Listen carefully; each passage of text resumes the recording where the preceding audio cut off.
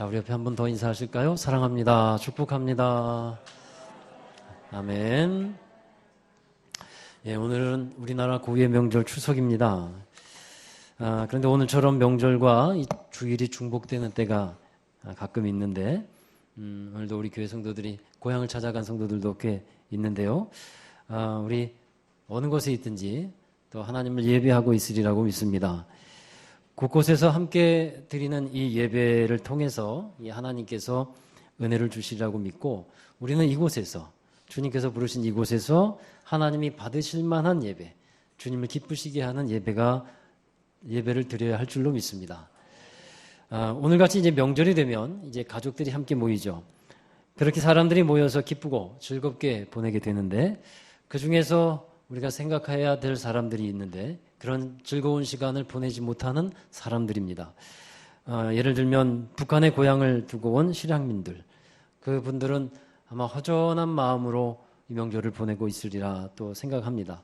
그리고 함께 하고 싶어도 하지 못하는 또 우리나라에 들어와 있는 그 외국인 노동자들이나 또 다문화 가족들, 이들은 아무래도 명절이 명절답지 못한 경향들이 있을 수도 있습니다. 그래서 그런 사람들을 또 한번 생각하는 시간도 되어야겠습니다. 우리가 에스겔서의 말씀을 보는데, 이 에스겔서의 말씀을 지금 2주째 보고 있죠. 에스겔서의 말씀을 계속해서 24장까지 10월 달까지 볼 텐데요. 이 에스겔서의 말씀에 보면 이스라엘 백성들이 바로 그 고향을 잃어버린, 나라를 잃어버린 처지가 되었습니다. 고향을 잃어버렸고 나라를 잃어버렸고 성전을 잃어버렸습니다. 구약 이스라엘 역사 가운데서 이스라엘이 가장 치욕스럽게 생각하는 날이 있습니다. 그 날이 언제냐면 BC 586년입니다. 이스라엘이 바벨론에 의해서 멸망당한 해입니다. 그런데 그렇게 바벨론에 이스라엘이 함락되기 전에 바벨론은 이미 2차례 이스라엘을 침략을 합니다. 그 중에 두 번째 침략한 때가 주전 BC 597년인데, 그때에 이스라엘의 마지막 왕 전의 왕 여호야긴이라고 하는 왕이 만여 명의 이스라엘 사람들과 함께 바벨론으로 포로로 끌려갑니다. 그때에 이 에스겔이라고 하는 사람도 함께 포로로 끌려가는데, 그때 에스겔의 나이가 25살이었어요. 그로부터 11년 후에 586년에 유다가 바벨론에 완전히 멸망을 당하게 되는 겁니다. 이 에스겔은 유다가 멸망당하기 전에 하나님으로부터 계시를 받고 말씀을 듣게 됩니다. 곧 이스라엘, 곧 유다가 멸망당하게 될 것이라는 것을 계시를 받고요. 그리고 사람들에게 가서 전하게 됩니다. 아직 유다가 멸망당하기 전에 하나님이 말씀을 주셨고 경고해 주시는 겁니다. 왜 경고하신다고 했습니까? 회개하고 하나님께로 돌아오라 하는 뜻이었습니다. 그것이 하나님의 바램이었다 하는 겁니다. 그러나 이들은 하나님의 말씀을 듣지 않습니다. 마음이 굳었고 이마가 굳은 사람이라 했어요. 그래서 어떤 선지자의 말, 하나님의 말씀을 그들이 들으려고 하지 않습니다. 그럼에도 불구하고 에스겔 선지자에게 하나님은 뭐라고 말씀하시냐면, 가서 그들이 듣든지 아니 듣든지 가서 말씀을 전하라. 그렇게 에스겔 선지자를 보내는 겁니다. 하나님의 말씀을 듣지 않는 마음이 굳은 이스라엘 백성들에 대해서 하나님은 분노하셨어요. 그리고 심판을 내리시는 겁니다. 어떤 이들은 에스겔서를 읽어보면서 이렇게 말할지도 모릅니다. 아니, 하나님 잘못할 수도 있죠. 죄를 범할 수도 있는 것인데 하나님이 너무 극단적으로 또 너무 무섭게 그 사람들을 징벌하시고 책망하는 거 아니십니까? 하고 말할지도 모르겠습니다. 그런데 여러분, 심판이라는 것은요, 단번에 일어나지 않는다는 것을 알아야 합니다. 하나님의 심판이 있었던 사람이나 장소를 보면 죄가 하나씩 쌓여가고 또 쌓여갔을 때, 그때라는 거예요. 그래서 죄악이 관영하게 되었다라고 말하는데, 죄악이 차고 차여져서 넘쳐나게 되었다 하는 겁니다. 즉 한계 상황, 임계점을 넘었다라는 것이죠. 하나님이 이스라엘 백성들의 환상을 열어주셔서 에스겔에게 보여주는데, 우리가 오늘 9장의 말씀을 읽었지 않습니까? 근데 8장에 보면 이런 일들이 기록이 되어 있어요. 이스라엘 백성들이 우상 숭배에 빠져 있는 겁니다. 이스라엘 땅과 성도가 우상에 빠져 있었고, 여인들은 바벨론의 우상이었던 담무스를 섬기고 있었습니다. 하나님을 예배해야 되는 사람들은 성전에 와서 성전을 등지고 태양을 예배하고 있어요. 그것이 하나님께서 에스겔 선지자에게 보여주신 환상이었어요. 우리 에스겔서 8장 16절의 말씀인데요. 함께 읽어보겠습니다. 그가 또 나를 데리고 여호와의 성전 안뜰에 들어가시니라. 보라, 여호와의 성전 문 곧 현관과 제단 사이에서 약 25명이 여호와의 성전을 등지고 낯을 동쪽으로 향하여 동쪽 태양에게 예배하더라. 하나님이 가장 싫어하는 것이 우상을 섬기는 것이었는데 하나님은 그것을 가증한 것으로 여기셨다 하는 겁니다. 이런 것을 보면서 하나님은 이스라엘에 대한 심판을 내리시기로 결정을 하십니다. 그래서 심판하는 자를 앞에 세우게 하시는 거죠. 이스라엘 성을 관할하는 사람 7명이 있었는데 그 7명에게 각각 무기를 들고 나오게 하십니다. 그래서 에스겔 9장 2절에 보면요. 6사람과 또 한 사람이 나오죠. 그 중에 또 한 사람은 가는 베옷을 입었고 허리에 서기관의 먹그릇을 차고 있었다라고 기록하고 있습니다. 그리고 그 사람이 7사람이 놋 제단 앞에 서게 됩니다. 여러분, 이 모든 것 하나하나가 의미가 있어요. 베옷을 입었다는 것은 제사장을 뜻합니다. 그리고 서기관의 먹그릇은 엄격한 하나님의 말씀을 적용한다라는 것이에요. 그리고 놋제단은 번제단인데 온전한 희생이 드려지는 것이 번제단이죠. 그러면 이 사람과 이 제단은 곧 누구를 예표하고 있냐면 예수 그리스도와 십자가를 예표하고 있다고 볼 수 있는 겁니다. 여하튼간에 심판을 대행하게 되는 이 사람들이 성중에 두루 다니면서 심판을 행하게 됩니다. 이것은 나중에 어떻게 나타나냐 하면 바벨론이 이스라엘을 쳐들어와서 많은 사람이 살육당하게 되는 것으로 나타나는 겁니다. 결국 하나님은 이스라엘을 심판하셨고 바벨론이라는 나라에 의해서 멸망당하게 됩니다. 그런데 여러분, 이렇게 심판을 행하시기 전에 하나님께서 먼저 행하시는 조치가 있어요. 하나님이 심판 중에 긍휼을 베푸실 사람, 심판 가운데 보호를 받아야 될 사람들이 있는데 그 사람들을 구별해 내시는 일들을 먼저 행하십니다. 에스겔 9장 4절의 말씀을 함께 읽겠습니다. 여호와께서 이르시되 너는 예루살렘 성을 중에 순행하여 그 가운데에서 행하는 모든 가증한 일로 말미암아 탄식하며 우는 자의 이마에 표를 그리라 하시고, 그리고 이어서 한 절 건너서 6절의 말씀 또 읽습니다. 늙은 자와 젊은 자와 처녀와 어린아이와 여자를 다 죽이되 이마에 표 있는 자에게는 가까이 하지 말라. 아멘. 여기까지만 읽겠습니다. 그러니까 이마에 표를 받을 만한 사람이 있는데 그 사람을 찾아내어서 이마에 표를 그리고 그들에게는 어떠한 심판과 재앙도 행하지 못하게 하나님께서 막으시는 것이었어요. 이스라엘 백성들이 애굽에서 나올 때 애굽에 행해진 마지막 10번째 재앙이 있습니다. 그것은 장자 재앙이었죠. 애굽에 있는 모든 장자는 처다들은 다 죽는 재앙이었습니다. 그러나 그 재앙 전에 하나님은 이스라엘 사람들에게 한 가지 은혜 받을 조치를 취하게 하십니다. 어린 양을 잡아서 그 피를 좌우 문설주와 지방에 바르게 하시고 그 피가 발려진 집은 사망과 저주의 천사가 넘어가게 했습니다. 그래서 그것이 유월절이 되었고 그 피는 유월절 어린 양의 피, 곧 갈보리 언덕 십자가의 예수의 피가 되는 것이었습니다. 아멘이시죠? 여러분, 이 세상 마지막 때의 심판을 기록해 놓은 책이 또 하나 있습니다. 요한계시록입니다. 계시록 7장에 보면 이와 비슷한 얘기가 있습니다. 7개의 인이 하나하나 떼어지면서 심판이 행해지게 되는데 6번째 인이 떼어지고 마지막 인이 떼어지기 전에 하나님은 그 심판 가운데 지키시고 보호받아야 할 사람을 따로 구별해내십니다. 자, 요한계시록 7장 3절을 같이 보겠습니다. 이르되 우리가 우리 하나님의 종들의 이마에 인치기까지 땅이나 바다나 나무들을 해하지 말라 하더라. 아멘. 이렇게 이마에 인침을 받은 사람이 나오는 거예요. 이마에 인침을 받은 사람들은 어떤, 여기 요한계시록 7장에서는 하나님의 인을 받은 사람들입니다. 그리고 요한계시록 13장에 보면 이마에 인 맞은 사람들이 또 나오게 돼요. 그 사람들은 짐승, 곧 적 그리스도의 인을 맞은 사람이라 했습니다. 그 수를 세어보면 짐승의 이름의 수인데 곧 666이다. 이렇게 기록되어 있죠. 그래서 이마와 손에 짐승의 표를 받지 말라고 하는 겁니다. 666이 뭐냐에 대해서는 지금 얘기가 길어질 것이기 때문에 좀 그렇고요. 여러분 의미를 우리가 알려드리려고 합니다. 하나님의 심판과 재앙 가운데 이 두 종류의 사람으로 나뉘어진다는 것을 알아야 하는 겁니다. 하나님의 입맞은 사람들이 있는데 이들은 하나님의 은혜를 받고 긍휼하심을 받게 되는 사람들입니다. 그리고 짐승의 인, 곧 적그리스도의 인을 받은 사람들은 심판의 대상이 되는 사람들이라는 거예요. 그렇게 하나님 앞에서 마지막 때에 하나님을 구별해내십니다. 그리고 지금도 살아가면서 그렇게 구별되는 사람들로 나뉘어지게 된다는 거예요. 여러분, 그러면 인을 맞는다는 것은 어떤 의미일까요? 먼저 인을 친다는 것은요, 이런 의미를 갖고 있어요. 소유권을 의미하고 있습니다. 인을 치는 것을 우리가 쉽게 접할 수 있는 곳이 있습니다. 바로 가축을 키우는 곳입니다.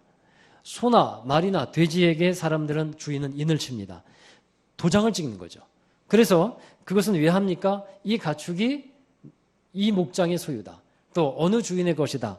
그렇게 나타내는 것이 바로 인이라 하는 겁니다. 곧 소유의 의미가 인을 친다 하는 의미라 하는 겁니다. 하나님의 인을 맞은 사람들은 무슨 뜻일까요?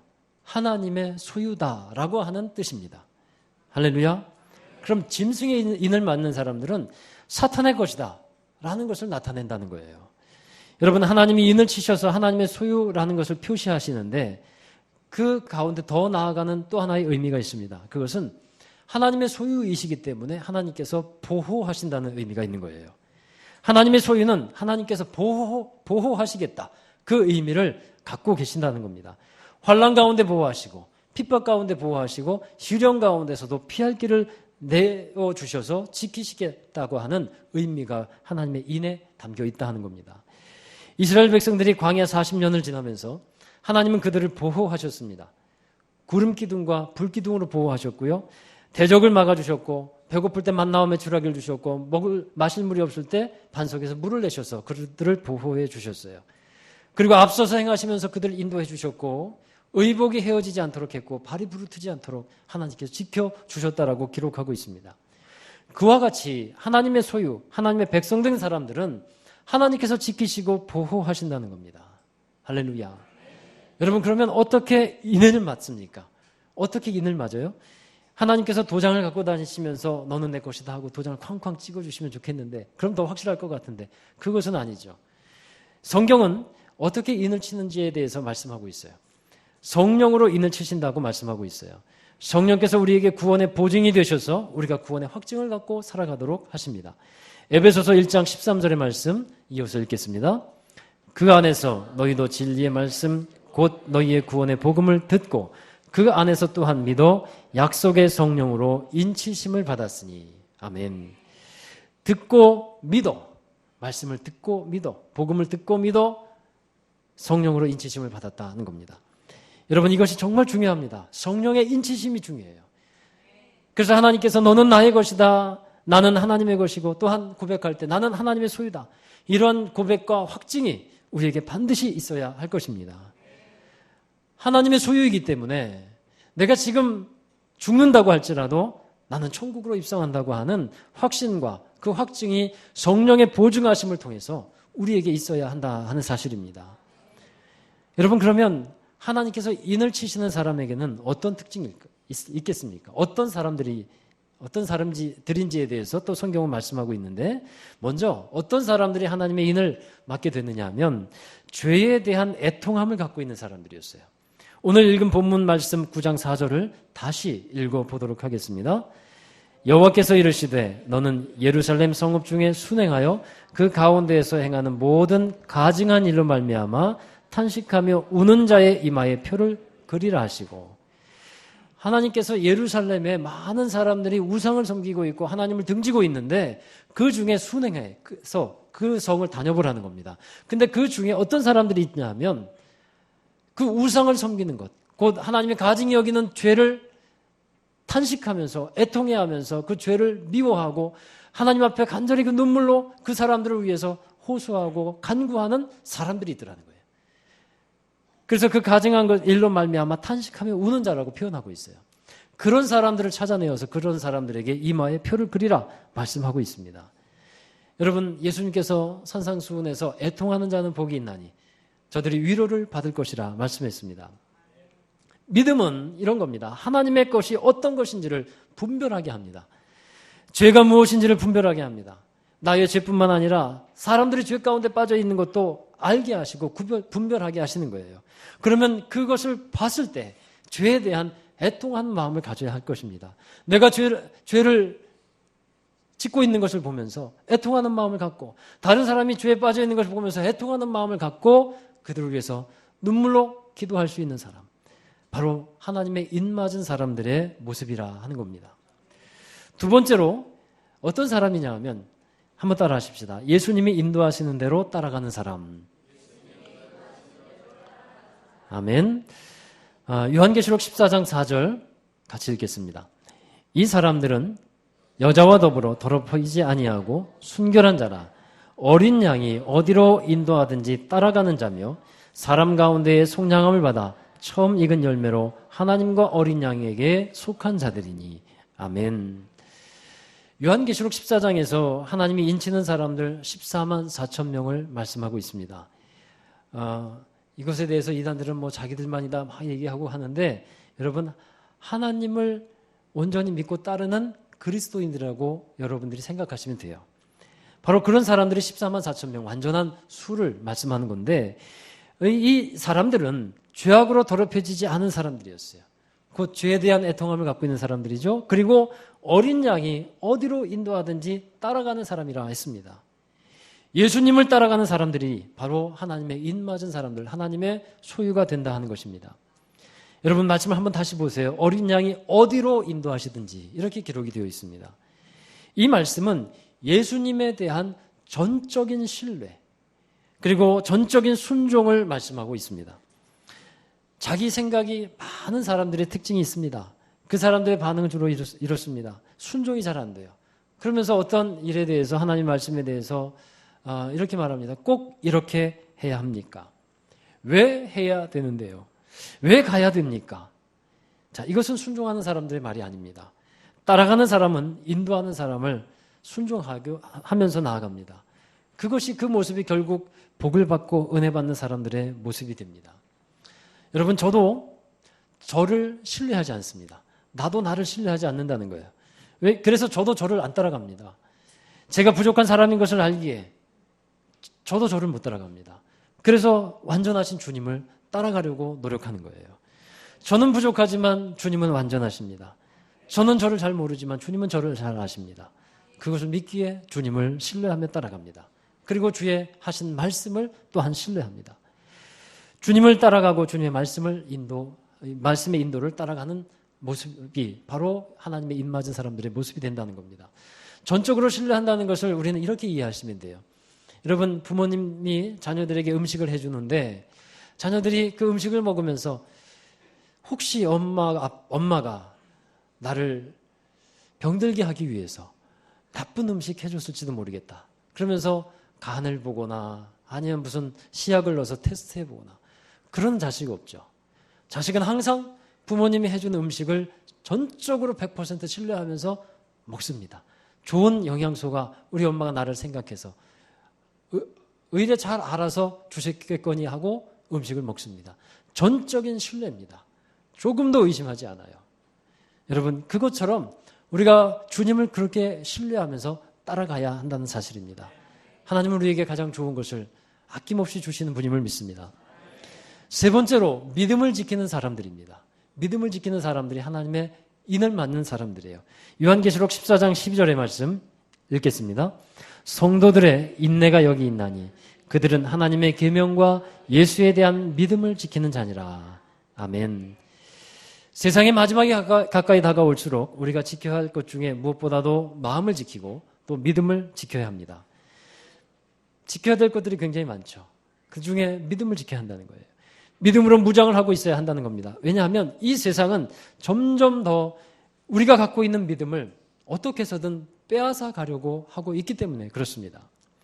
여러분, 지금 세계 각 나라들 가운데 나라를 지키기 위한 노력들을 많이 하고 있습니다. 그 중에 나라가 힘이 있기 위해서 전쟁의 능력을 갖추고 방어의 능력을 갖추고 있습니다. 좋은 무기들을 많이 만들고 그것을 사들이고 갖추고 있어요. 그래서 왜 그러냐면 나라를 제대로 방어하기 위한 수단들이죠. 지금 전쟁에 쓰이는 무기들을 보면요, 정말 최첨단을 지향하고 있습니다. 무인 정찰기, 무인 폭격기, 사람이 안 타도 몇백 킬로, 몇천 킬로 떨어진 곳에서 컴퓨터로 조종을 하면서 원하는 곳에 폭격을 하고 돌아옵니다. 인공위성 GPS를 사용해서 정확하게 폭격할 수 있는 정밀한 무기들이 많이 나와 있습니다. 레이저 무기도 개발이 되고 있고요. 이렇게 무시무시한 무기들이 있는데 이런 상황에서 재래식 화포나 대포를 사용하고 있다면, 여러분, 왜 북한이 그렇게 많은 병력들이 있고 무기들이 있다고 하는데 사람들이 별로 거기에 대해서, 우리나라 사람들 믿음이 대단하잖아요. 전쟁 위기가 있어도 별로 무서워하지 않지 않습니까? 왜 그렇습니까? 그들은 전쟁 나면 열심히 돌리고 조준, 사격, 거리가 어떻게 되냐 측정하는 순간에 폭격 다 당할 것을 사람들이 알아요. 그래서 별로 두려워하지 않아요. 재래식 무기가 많다는 거예요, 한마디로. 그래서 그들이 북한이 이렇게 있으면 안 되겠다, 자기 나라를 보호하지 못하겠다 싶으니까 핵무기를 만들어 놓는 거 아니겠습니까? 여러분, 세상은 이와 같이 점점 새로운 사상과 문화와 권력을 갖고 무기를 갖추고서 사람들을 공격하려고 한다는 겁니다. 믿음의 사람들을 공격하려고 합니다. 여러 가지 미혹하는 것도 세상에 많이 나와 있습니다. 자칫 방심하다가 나태하고 게으르다가 믿음을 지키지 못하는 일들이 많이 있게 될 것이라는 겁니다. 예수님께서 이 세상에 다시 오실 때 말씀합니다. 믿음을 볼 수 있겠느냐? 믿음을 볼 수 있겠느냐? 여러분, 그만큼 우리가 믿음의 등불을 들고서 그 불을 꺼뜨리지 않고 믿음을 지키면서 살아가야 한다라는 사실입니다. 사랑하는 여러분, 우리 모두가 하나님의 인을 맡는 사람들이 되어야 할 것입니다. 하나님의 소유가 되고 성령께서 그 소유됨을 확증해 주시고 인쳐 주셔서 하나님의 백성으로서 살아가는 저와 여러분 되기를 주의 이름으로 축원합니다. 내가 너를 지명하여 불렀나니 너는 내 것이라. 너는 내 것이라. 하나님의 소유, 하나님의 인치셨다는 것입니다. 여러분, 이렇게 말씀하심을 우리 안에서 성령으로 말미암아 확증하는 여러분 되기 바랍니다. 언제 그 일이 이루어져야 될까요? 주님께서 오시기 바로 직전에 성령으로 인치시면 될까요? 여러분, 아닙니다. 나중에 아닙니다. 지금이 은혜 받을 만한 때고 구원의 날인 줄로 믿습니다. 지금이 중요해요. 그래서 죄에 대한 애통함을 지금 우리가 가져야 되고, 예수님의 인도하심을 지금 따라가야 되고, 예수님이 주신 지키라고 하는 믿음을 지금 지키면서 살아가는 은혜 받는 사람들, 하나님의 소유된 백성들 되시기를 주의 이름으로 축원합니다. 네, 기도하겠습니다. 하나님 아버지, 감사합니다. 이 세상의 마지막 때, 그때가 언젠가는 올 터인데, 하나님, 그날이 언제인지 우리는 알 수 없지만, 그러나 점점 그 세상의 마지막을 향해 달려가고 있는 것을 저희들은 알게 됩니다. 하나님, 이때에 더욱더 우리의 믿음을 무장하게 하여 주시옵시고, 믿음을 지키며 하나님의 소유로서, 하나님의 입맞은 자들로서 주님이 주시는 확증과 믿음을 가지고 세상에서 승리하며 살아갈 수 있도록 인도해 주시옵소서. 하나님께서 인도하실 때 우리가 아멘 순종하며 따라가는 믿음의 사람들 되기를 원합니다. 오직 어떠한 것보다 주님만을 전적으로 신뢰하고 따라가는 우리 모든 사람들 되게 하여 주옵소서. 주님께서 우리에게 큰 은혜를 더하여 주실 것을 믿사오며 예수님의 이름으로 감사하며 기도하옵나이다. 아멘. 우리 다 함께 자리에서 일어나셔서 파송의 찬양, 결단의 찬송을 부르겠습니다. 우리 마지막 때가 가까울수록 믿음을 지키라 했습니다. 우리 믿음의 반석 위에서는 저와 여러분 되기 바랍니다. 이 몸의 소망 무언가 우리 주 예수뿐일세. 우리 주 예수밖에는 믿으리 아주 없도다. 국가의 반석이시니 그 위에 내가 서리라. 그 위에 내가 서리라. 무섭게 바람 부는 밤 물결이 높이 설렐 때 우리 주 크신 은혜에 소망에 닿을 주리라. 굳건한 반석이시니 그 위에 내가 서리라. 그 위에 내가 서리라. 세상의